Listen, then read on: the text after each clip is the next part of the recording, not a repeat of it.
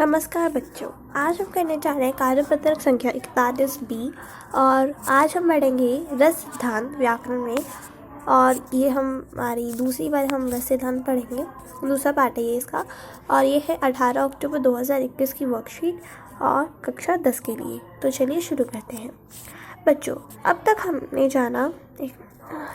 हमने जाना कि काव्य या साहित्य को पढ़ने सुनने से उत्पन्न होने वाली आनंद की अनुभूति को ही रस कहा जाता है।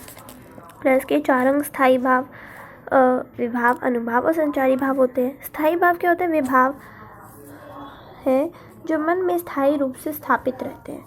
स्थायी भाव के उद्बोधक कारण को विभाव कहा जाता है। विभाव के 2 प्रकार होते हैं, आलम्बन विभाव और उद्दीपन विभाव। अब हम अनुभाव और संचारी भाव के बारे में जानेंगे। अनुभाव क्या होता है? मनोगत, मन में उत्पन्न। अनुभाव मतलब मन में उत्पन्न भाव को व्यक्त करने वाली शारीरिक प्रक्रिया अनुभाव कहलाती है। यह 8 प्रकार की होती है: स्तंभ, विस्फेद, रोमांच, भंग, कंप, विवर्णता, अश्रु और प्रलय।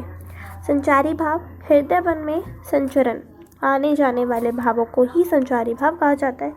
संचारी भाव क्या होता है? जो हमारे मन में, हृदय में आते जाते रहते हैं, वो भाव संचारी भाव कहलाते हैं। यह भाव स्थायी भाव के साथ उत्पन्न होकर कुछ समय बाद समाप्त हो जाते हैं, अर्थात यह स्थायी भाव मन में स्थायी रूप से नहीं रहते हैं।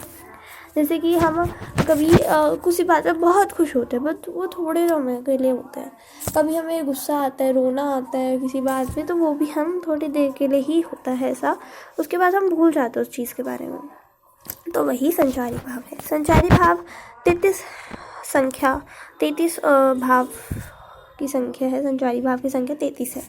हर्ष, विषाद, त्रास, लज्जा, ग्लानि, चिंतन, शंका, असूया, अमरश, मोह, गर्व, उत्सुकता, उग्रता, चपलता, दीनता, जड़ता, आवेग, निर्वेद, धृति, मति, विबोध, वितर्क, श्रम, आलस्य, निद्रा, स्वप्न, स्मृति, मद, अनाद, उपहिंसा, अपस्मार, व्याधि, मरण। रस सिद्धांत के प्रणेता आचार्य भरत मुनि ने 9 प्रकार के रस का उल्लेख किया है, किंतु अब रसों की संख्या 11 कही जाती है। 11 क्यों कही जाती है? क्योंकि अब प्रत्येक रस का एक स्थायी भाव होता है, ये हमें पता है। और क्योंकि अब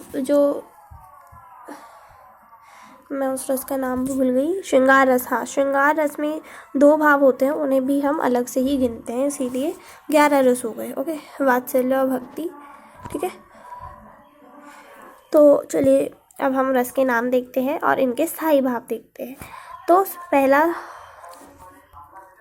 रस का नाम है श्रृंगार रस। इसका स्थायी भाव होता है रति। करुण रस, शोक, रौद्र, क्रोध, वीर, उत्साह, हास्य, हंसी, हास्य, शांत, निर्वेद, शांत, भयानक, भय, अश्रुद्ध, विस्मय। उसके बाद है विभत्य, घृणा, जुगुप्सा। उसके बाद वात्सल्य, ममता या स्नेह, भक्ति, वैराग्य या अनुराग। उसके बाद है, अब हमें क्वेश्चन आंसर सॉल्व करना है, क्वेश्चन के आंसर देने हैं। तो चलिए शुरू करते हैं। मनोगत, मन में उत्पन्न होने वाले भाव को व्यक्त करने वाली शारीरिक प्रक्रिया क्या कहलाती है? अनुभाव कहलाती है। ग ऑप्शन। रस के 4 अंग होते हैं, स्थायी भाव, विभाव, अनुभाव और संचारी भाव। ग ऑप्शन।